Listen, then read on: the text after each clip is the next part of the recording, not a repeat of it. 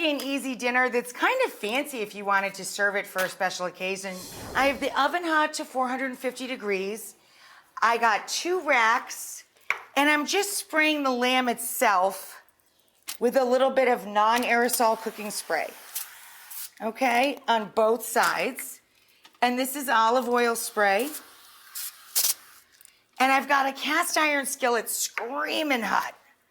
So we're gonna sear that fat cap. I'm gonna sear the fat cap first, and then take them out, just cool them enough so you can handle them. And we're gonna slather them with this Dijon concoction. Come on down here. We're gonna take a lot of Dijon mustard, just squish it from the bottle. Oh, 1/3 to 1/2 cup, and an egg. The egg helps it stick. And we're gonna add a little onion and garlic granulated.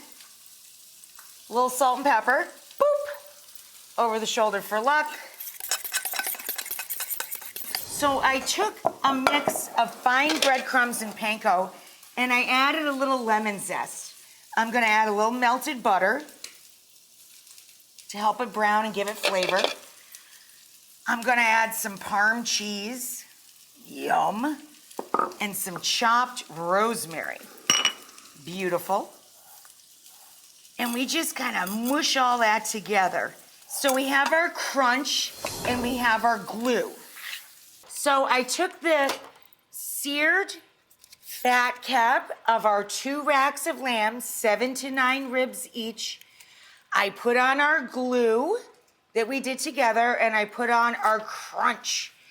And now it's going into the oven at 450 for 15 minutes. Be very careful, don't take it too far.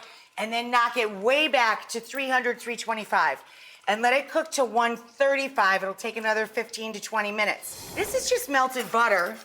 I'm gonna add a little bit of flour, a few tablespoons of each, just making a simple stovetop gravy. And this is not necessary. The lamb's delicious as is.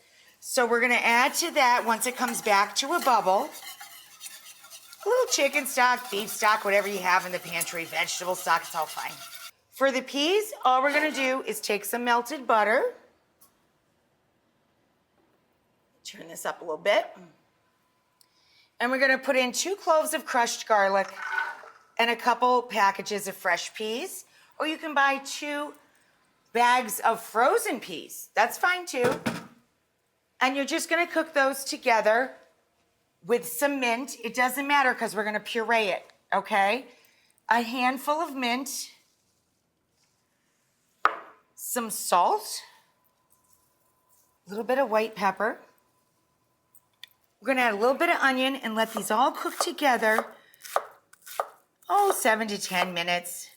Then I add a little stock and I puree it. Now again, you can just serve the peas with the mint and shallot or onion, either or works. A little bit of stock, that's all this is really. A salt and white pepper or fine black pepper. I like a pureed pea because I put it as a puddle on the plate. And I like it with a little texture, okay? So I'm done here. Now you should really let these rest a bit. But for time's sake, I'm just gonna put them onto the board and cut a couple off. And we turn the oven off at 135 degrees. Should give you a really nice, pretty pink color just like that. So you take the minty peas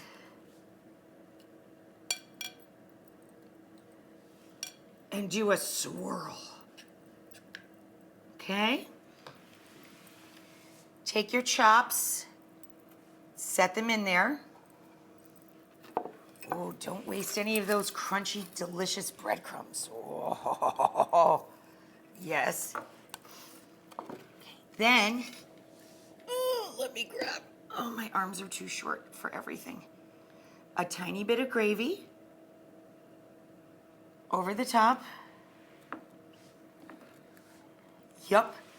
And then, on the side, I always serve a little watercress. Nice, spicy little bit of green on the edge of the plate. So there you go. The racks, the peas, the gravy, and the plate.